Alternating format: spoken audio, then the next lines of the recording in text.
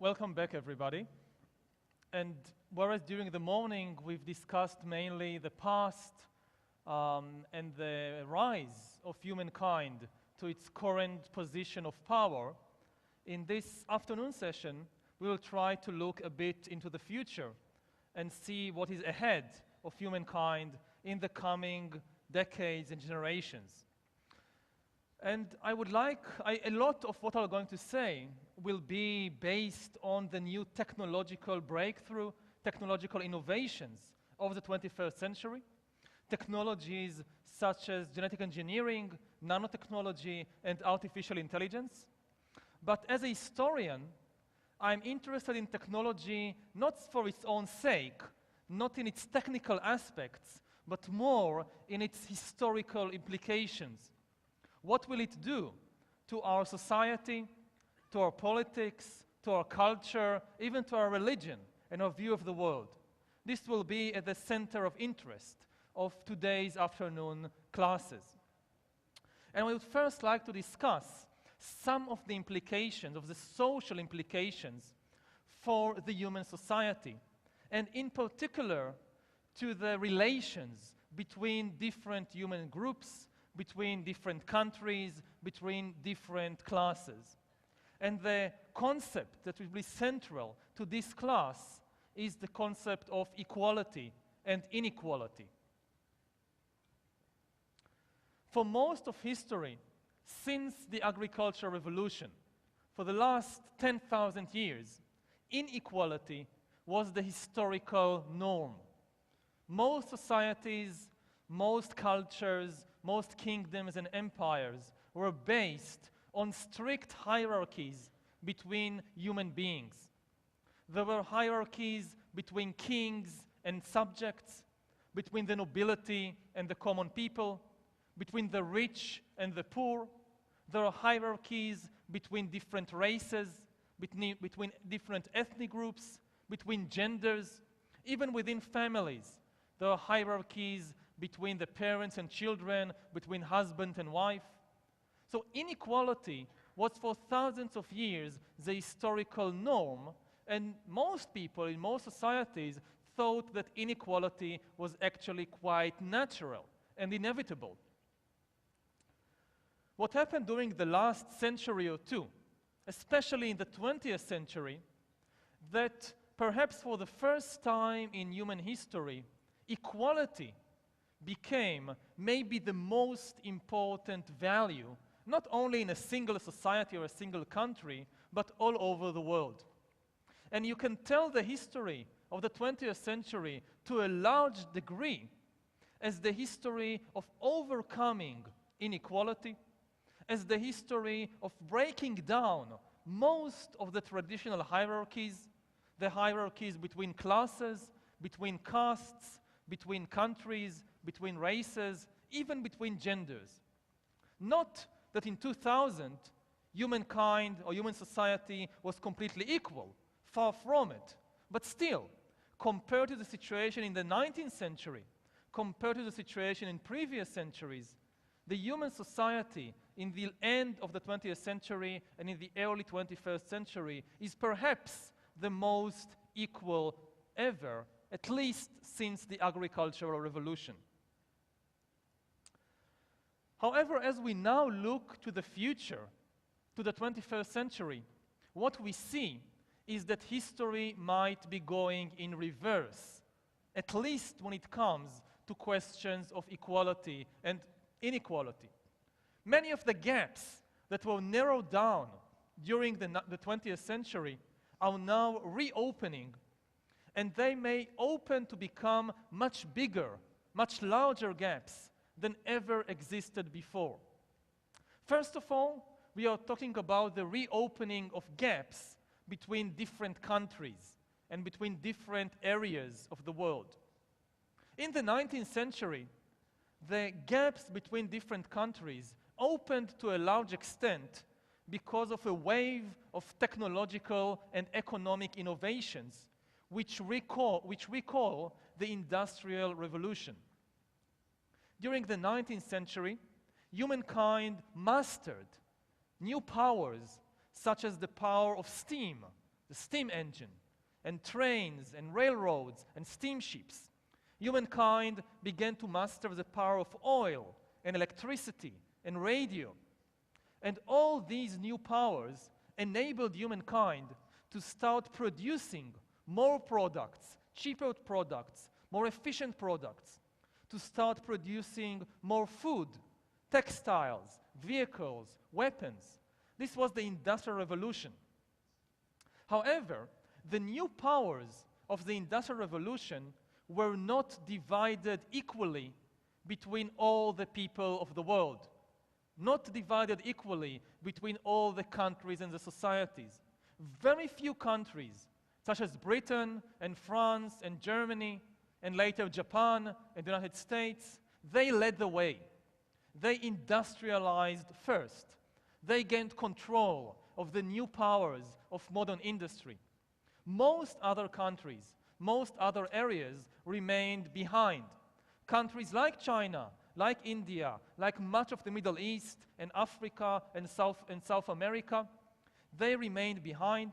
They did not industrialize at the same pace, and therefore they were colonized and conquered and exploited by the few industrial powers that became dominant all over the world. It took many countries, many societies, like China, maybe 150 years to close the gap that opened during the Industrial Revolution in the 19th century. And only in the last few decades, countries like China and India closed the gap that opened between them and Britain and France and Germany. And many other countries, like most of Africa, is still left far behind, still haven't managed to close the gap that opened in the Industrial Revolution of the 19th century. As we look now at the world, and as we are looking to the future, to the coming decades, we see another industrial revolution. Humankind is again mastering amazing new powers. Not the power of steam or the power of oil, but even more amazing powers, the powers of biotechnology and the power of computer algorithms. These are the two great powers that we are now learning to master. And whereas in the 19th century, we used the power of steam and oil and electricity in order to produce food and textiles and weapons and vehicles and to change the world around us. Now, the main products of the new industrial revolution of the 21st century are not going to be just textiles and weapons and vehicles. They are going to be bodies and brains and minds. The main products of the 21st century economy will be bodies and brains and minds. We are no longer just changing the world around us, the environment. We are beginning to have the power to change the world within us, to change our biochemistry, to change our brain, to change our DNA, even to start creating artificial life, non-organic life, such as artificial intelligence. And these new powers, again, they are not divided equally between all the societies, all the countries in the world. Again, some countries, relatively few countries, are leading the way. They are gaining a monopoly over these new powers of biotechnology and computer technology, whereas most of the world, most of humankind is left behind. And this threatens to reopen many of the gaps between countries that were closed or narrowed down in the 20th century. In fact, it threatens to create much bigger gaps than ever existed before. Because a gap between a country, a society, that knows how to manufacture bodies and brains, and a country that does not know how to manufacture bodies and brains is much, much bigger than the gap between a country that knows to produce a steamship and a country that doesn't. This time, it is very likely that those left behind, those societies, those countries which will not join this new industrial revolution in time, they will never get a second chance. With the first industrial revolution, countries like China that missed the train in the 19th century, they got a second chance to catch the train in the 20th century. Now, you have just one chance. If you are not part of this revolution, of this new revolution, you will probably be left so far behind that you will never be able to close this gap. So we are looking at a future in the 21st century of potentially a much more divided world, not only than that of the 20th century, but even of any previous era in history. Just as we are seeing the potential for new divisions between countries, we are also seeing the potential for new divisions within countries, within societies. The technology, the power to start producing bodies and brains and minds will also change the relations within each society.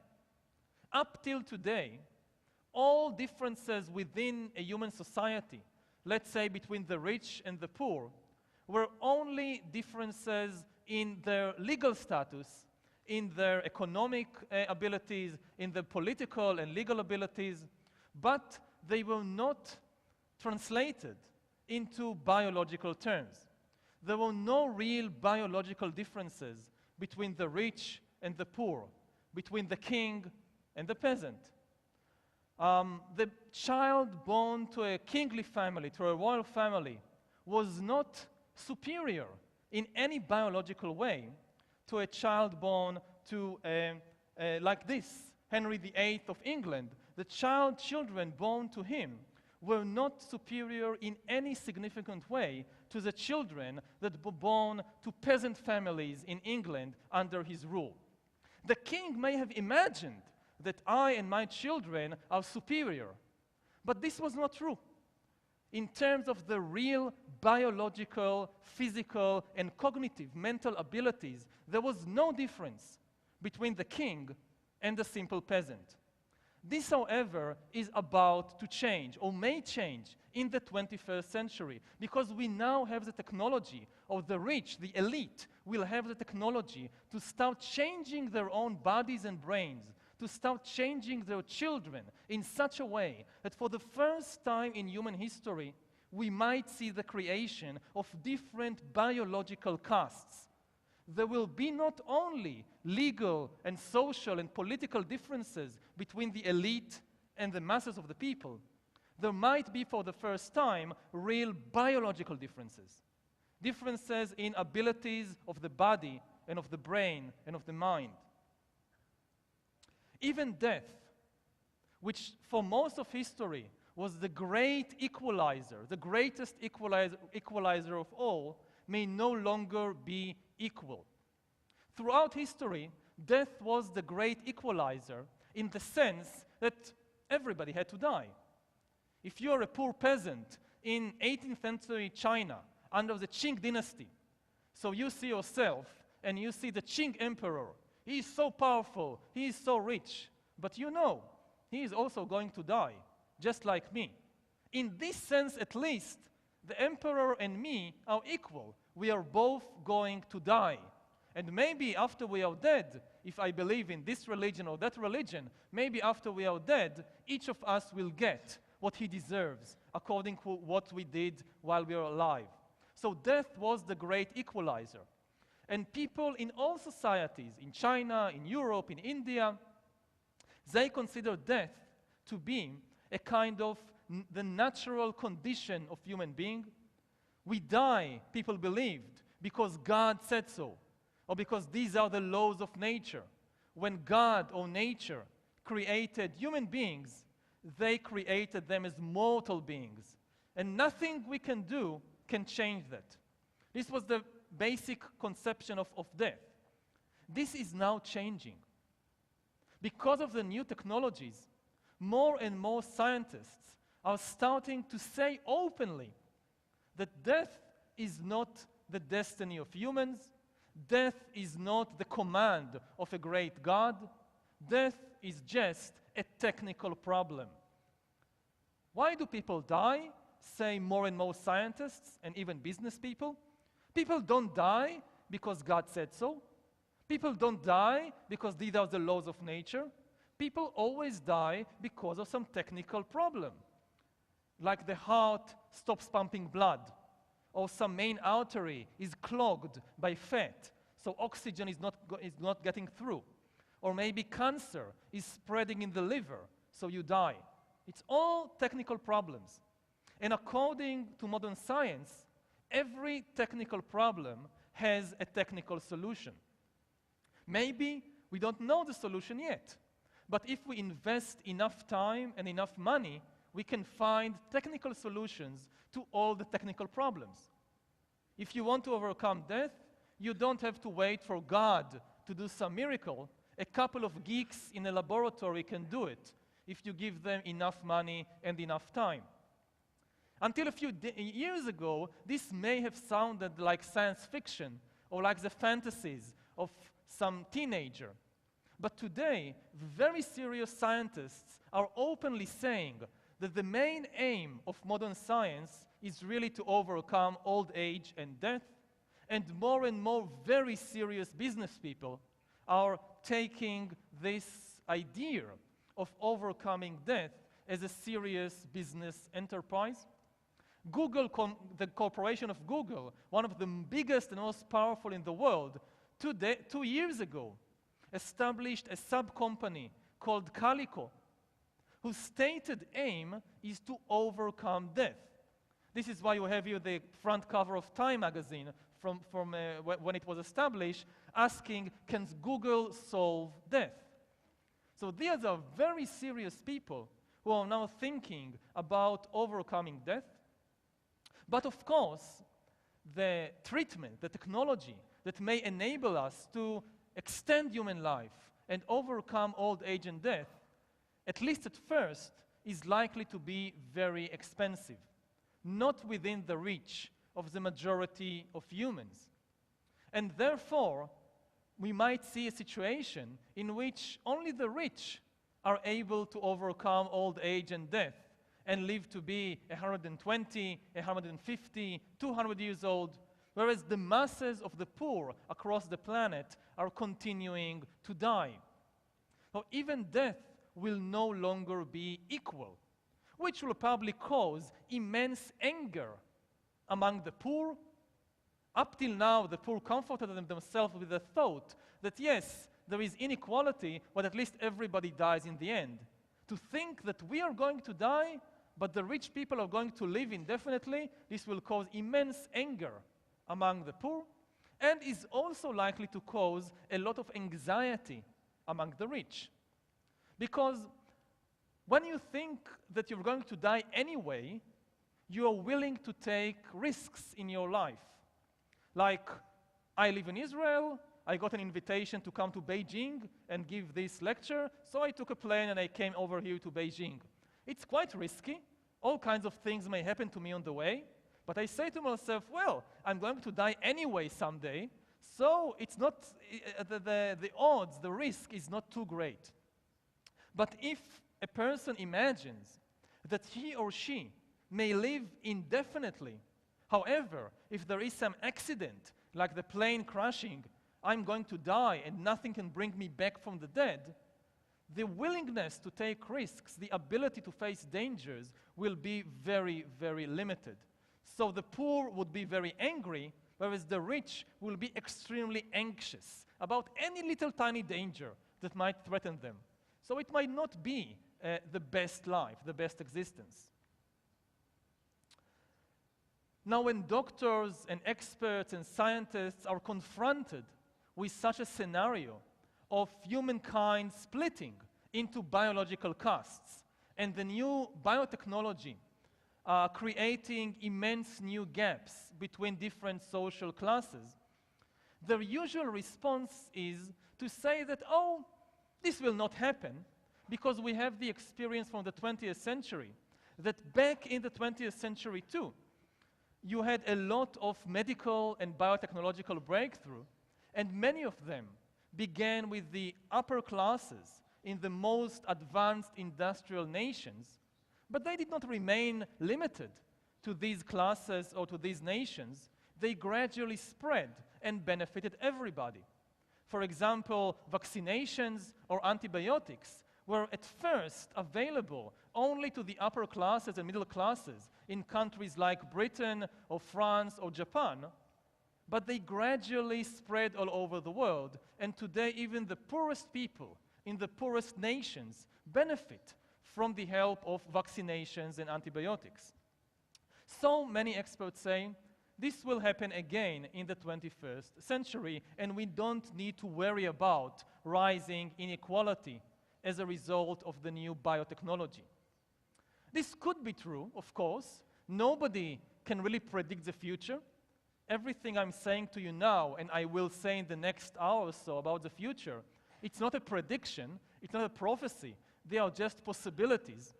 But when we think about the future, about future possibilities, we need to take into consideration also the less rosy, the more dangerous, the more threatening possibilities. And we shouldn't be complacent.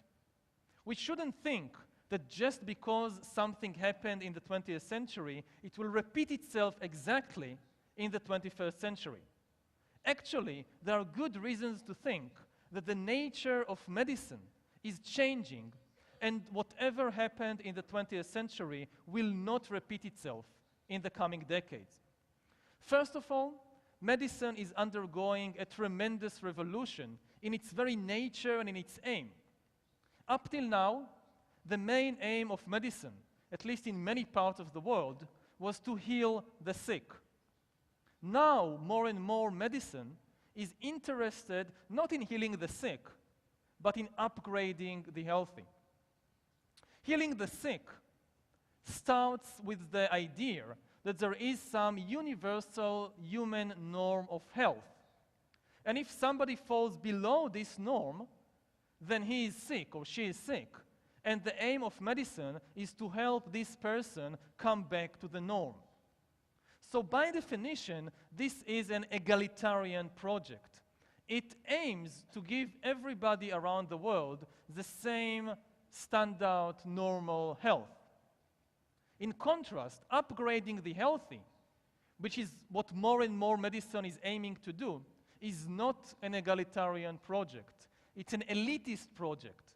Maybe it starts with the idea that there is a universal norm of health, but the entire purpose is to overcome this norm, to go beyond this norm, to give some people abilities, physical and mental abilities, which are beyond the norm, which are not available to everybody. And even if some upgrade, some biotechnological upgrade, will be so cheap and so abundant that everybody will enjoy it, it will simply become the new baseline, and everybody will try to go beyond that. So the gap will always remain and even increase. This then is the first reason why we cannot simply expect that what happened in the 20th century will repeat itself in the 21st century. A second reason, maybe even more fundamental reason, is that the very nature of society and of the economy and of politics is changing. The 20th century was the age of the masses. The masses were maybe the most important thing in the 20th century. A country, a society, depended on the masses of people for its strength and military power and economic prosperity. And this is why governments invested so much money and so much effort in bringing medical services to the entire population, even to the poorest people in the society. Even dictatorial regimes, like for example Nazi Germany, invested a lot of money and efforts in bringing good medical services to the masses of the population in Germany. Why? Because they knew that under the conditions of 20th century industrial society, the strength of Germany depended on the health of the masses of the population. If you wanted to have a strong military, a strong army, you needed millions of people to enlist into the army and serve as soldiers.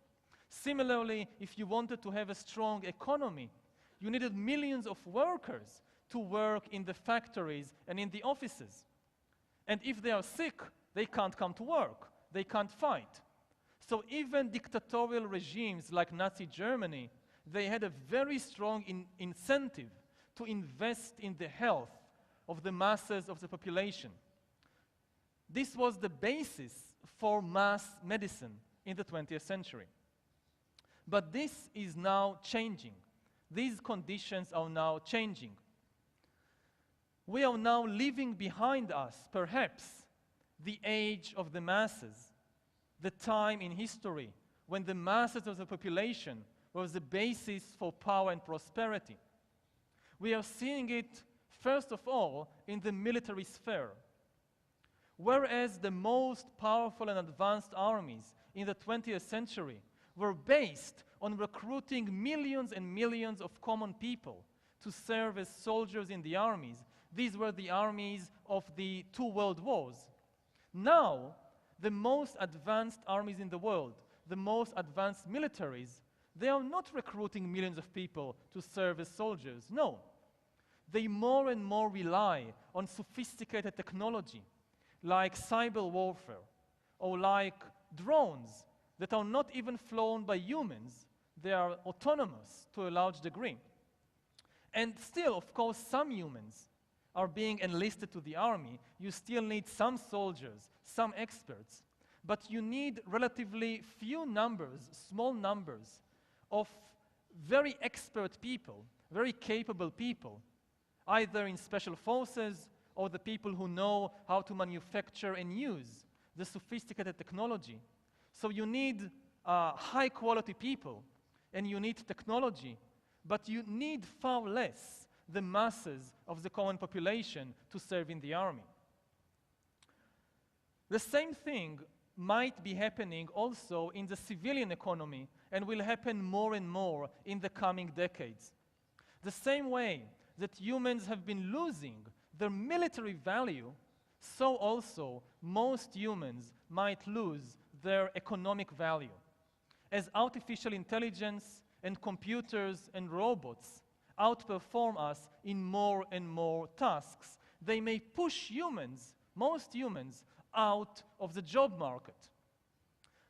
To take a few examples, if you think, for example, about cars and drivers, taxi drivers, bus drivers, train drivers, we are used to a world in which millions of people work as drivers. But we already today have artificial intelligence that is capable of driving a car better than a human being. Self-driving cars of the kind developed by Google and Tesla and other companies already today outperform the average driver. They drive more cheaply, they drive more safely, they never drink alcohol and drive, they are never tired, they never have to stop and eat. Our self-driving cars are already today better than human drivers. Another enormous advantage of self-driving cars is that you can connect all of them together into a single network. When humans drive cars, you cannot really connect them. I'm driving my car, you're driving your car. I don't know what you're going to do in a minute. You don't know what I'm going to do in a minute. It creates a lot of confusion and a lot of car accidents. Today in the world, many more people die from car accidents than from violence, from war and crime and terrorism together. If you don't allow people to drive cars, and all the driving is being done by artificial intelligence, by self-driving cars, then you can connect all the cars, all the buses, all the trucks to one another to form a single network, which is also connected to the signs and to the traffic lights, and no more car accidents. And you will actually need far fewer cars and far less petrol. It will be enormous advantages, both in terms of saving human lives and in terms of pollution and money. But the result will be that millions of people will lose their jobs. Not only taxi drivers and bus drivers, but also, for example, the people who teach you how to drive no longer needed all these driving teachers, and even traffic cops. You don't need traffic cops when all the cars are self-driving and are connected to one another into a single network. Similarly, to take another example, doctors. If somebody goes today to medical school, starts medical school today, expecting that in 20 years I will work as a family physician, then this may be an unrealistic expectation. Because in 20 years, it's quite likely that artificial intelligence will replace most family physicians around the world. What do family physicians do? They mostly diagnose disease and recommend treatment. Like, I wake up in the morning, I feel some pain in my stomach, I feel a bit of heat or fever, I feel a bit of a cough. So I go to my doctor and I say, what's wrong with me, doctor? What should I do? At least, I don't know how it is in China, but in Israel, because of the limitations of the budget of the medical services, the doctor usually have maybe 5 minutes, maybe 10 minutes to diagnose my disease. She asks me a few questions. How do you feel here? How do you feel there? Maybe she does 1 or 2 tests, like a blood test or blood pressure. And based on these few tests and few questions, she has to diagnose my disease. She has to compare my symptoms with the symptoms of thousands and thousands of diseases in the world in order to identify what am I suffering from. And then, if she diagnoses the disease, she has to recommend a treatment to give me 1 out of thousands of possible medications and treatments. Now, of course, not only is the doctor working under a severe time pressure, she is only 5 minutes or 10 minutes. The doctor cannot realistically be expected to be familiar with all the diseases in the world. No doctor is really familiar with all the diseases and all the medications.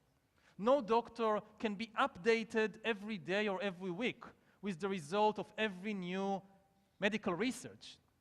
Sometimes doctors are tired, sometimes doctors are angry, sometimes doctors themselves are sick. So it all affects the way that they diagnose my disease. And it impacts their diagnosis. Artificial intelligence of the kind that is being developed today, for example, by IBM. IBM is now developing an artificial intelligence called Watson, which is supposed to replace doctors in diagnosing disease and recommending treatment. Watson can be familiar with all the diseases in the world and be updated about them every day, every week. Watson can be familiar with all the different medications, all the different treatments. Watson also can be familiar with my medical condition better than any other human doctor, because Watson, for example, can remember my entire DNA scan instantly. Watson can remember all my medical history, all my previous diseases, all the diseases of all my family members without any problem. This is something that no human doctor can do. Watson is never tired. Watson is never hungry or angry. Watson doesn't need to sleep. Watson can accompany me everywhere all the time. There is no time limitation. There is no space limitation. I can go to climb a mountain in the Himalayas and take Watson with me in my mobile phone. And if I suddenly feel dizzy, I can ask Watson, what's happening? And even without asking, Watson can alert me, look, I'm monitoring you with all kinds of biometric sensors, and I'm telling you, slow down, stop, you're hurting yourself. So this is, compared to a human doctor, this artificial intelligence is far, far superior. Of course, there are still some technical problems which Watson is suffering from, and this is why it's not going to replace all human doctors tomorrow morning. But these technical difficulties, as difficult as they may be, they need only to be solved once. And once you solve them, you get an infinite number of doctors available everywhere, all the time. With human doctors, if you want a human doctor, he or she needs to go to medical school for 10 years. And after 10 years, what you get is a single doctor. If you want another doctor, you need to start everything from the beginning. With artificial intelligence, once you solve the technical problems one time, you get an infinite number of doctors. So even if it takes $100 billion to solve these technical problems, it's actually small money compared to what you will get in return. Now, some people say, okay, so artificial intelligence may be superior to us in all these tasks, but there is one thing in which humans will always remain superior, and this is emotional intelligence. Because humans have consciousness, humans have a mind, humans have feelings, humans have emotions, whereas computers and artificial intelligence do not. And this is true. So far, artificial intelligence is not getting anywhere close to developing emotions and to developing consciousness and feelings. However, artificial intelligence is also getting very, very good in recognizing human emotions and responding to them. Human emotions, in the end, they are just certain biochemical patterns in our own body and in our own brain. And these are patterns that you can teach an artificial intelligence to recognize and to analyze. And this is being done today.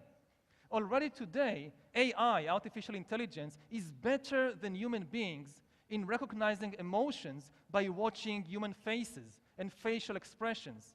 AI can recognize if you are bored, if you are tired, if you're angry, if you're happy, just by looking at your face, far better than most human beings. Similarly, it can analyze the tone of your voice and recognize by this what is your emotional state and what is the most appropriate reaction to it. So even when it comes to emotional intelligence, artificial intelligence is now outperforming human beings. And in 20 or 30 years, we will be left far behind compared to the capabilities of AI. So more and more experts are beginning to raise the question or the fear that humans, most humans, might simply become useless in the 21st century.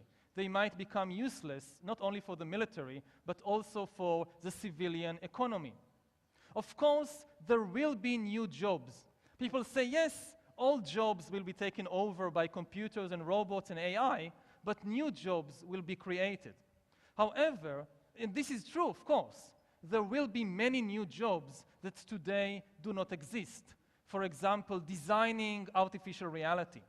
However, we cannot be certain that these new jobs will be performed by humans better than by computers and AIs. Yes, there will be new jobs, but if we can't perform them better than computers, it doesn't help us. Basically, humans have just two kinds of capabilities, physical and cognitive. In the Industrial Revolution, machines replaced us more and more in jobs that demand physical skills. And most humans moved gradually to working in jobs that demand more mental and cognitive abilities. Now AI is outperforming us in cognitive abilities, and we don't know about any third kind of ability beyond the physical and cognitive, which humans still have an advantage over computers and AI in. So maybe the biggest question in 21st century economics and politics will be what to do with all the useless humans. The same way that in the 19th century, the Industrial Revolution created a new massive class, the working class, the urban proletariat. And much of political history afterwards revolved around the question, what to do with this new massive class, the working class, the urban proletariat. Now again, a new industrial revolution might create a new massive class of unworking people, useless people, people who are not needed for the economy, for the civilian economy. And humankind might split into two castes, two main castes. On the one hand, an upgraded elite that has superpowers and that can even overcome old age and death, and on the other hand, a new massive class of useless people. What might be the consequences of that, and what new ideologies and religions might appear in order to deal with this kind of world? We will discuss these questions in the next and final class.